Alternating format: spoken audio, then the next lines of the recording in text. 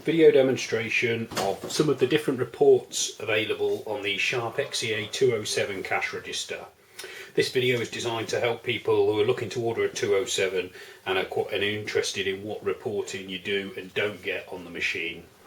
First thing to note is that the 207 is a single station thermal printer, so if you want to issue receipts with every sale or have the facility to issue a copy receipt, then you can't have a journal roll running in the normal fashion. The traditional old style cash registers would have a receipt printer and then a journal roll, so the journal roll will constantly be running, recording a condensed copy of everything that the till did. If you need two printers, the 207 is not the machine for you. You need to look at the XE-A307. However, the 207 does have some interesting features in terms of the reporting. It has an electronic journal, so there's two ways of looking at the journal. You can either press the EJ view button during trading and this will bring up the last sale done, so we can see there on the 3rd of October at 15:52 we process a £1 sale through the goods department. Every time you press EJ view it will skip back a previous transaction, so it's like having a journal roll on screen. Okay, if we clear and escape out of that, you can also have a normal electronic journal, as in a journal that reports at the end of the day. So if we go into the modes and choose our end of day reporting mode, which is the X1Z1 mode, let's choose reading for now. So this is like doing an X report, so we'll be able to look at the report but it won't reset, and we have an option for e-journal. If we choose to do the e-journal, now because I've not chose resetting, this is an X report, so we're not resetting any of the information. You could use the till, you could produce a journal report at the end of every day after you've done your normal Z1 report. And the journal is exactly like it is on the old style tills or a till with two printers. It is a recording of every single transaction processed on the till. So you have the facility for running your journal reports at the end of every day. If you're not interested in a journal roll, you just want to know how much money the till's taken, then you can set the machine up so that it never prints the journal roll. So it's got a bit of flexibility in terms of that. We now go onto our main reporting mode, so we go X1Z1, and this time we'll look at resetting. So all these are Z reports, so when we run these reports they'll reset. We have a general one, so if we press TLNS, this is our standard daily Z1 report. So this is the report you would normally do at the end of every day. Prints out the front of the machine. We can see at the top it will say Z1. It will give us the date and time we ran the report. You have your grand totals on there. Again, in the setup there's options to remove the grand totals or have them reset every time. The rest of the report splits the sales down by department, so we see department 1 is goods.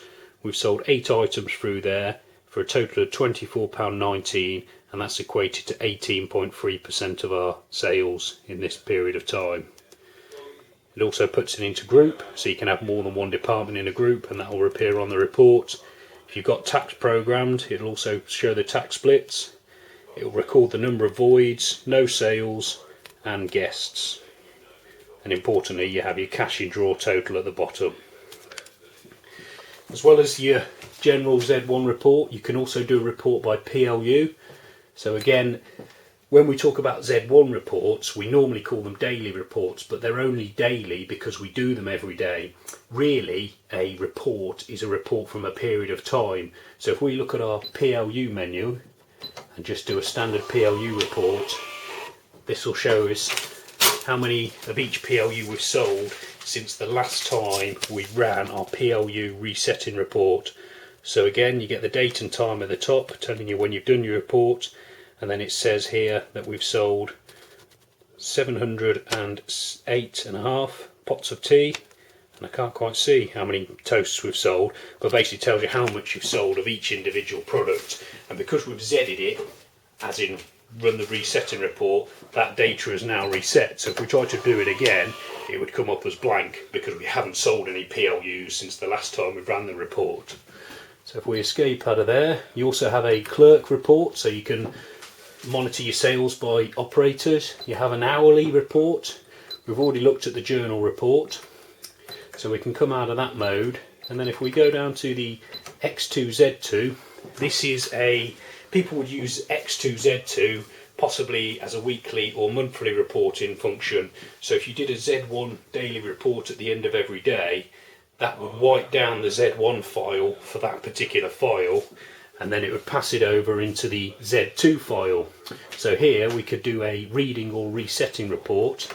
We'll do resetting, and we have the general report. So the PLU file doesn't move over to the Z2 position, nor does the hourly or clerk information, but the general report does. So if we run our general report, this would now be all the Z1 reports we did since the last time we ran our Z2 report. So if you did a Z1 general report at the end of every day, you could do a Z2 general report at the end of the week, and that would be a consolidation of all your Z1s. As well as the paper reports you can run on the machine, the 207 has an SD card slot at the front of the machine.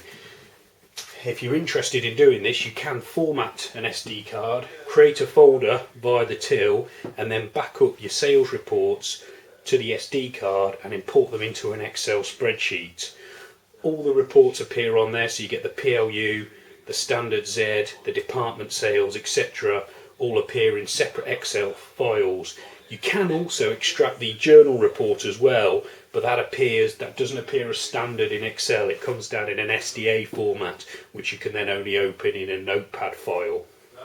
For more information on the XE-A207 or to look at our other cash register demonstration videos, please visit YouTube and search for our channel, which is Shop Stuff Ltd.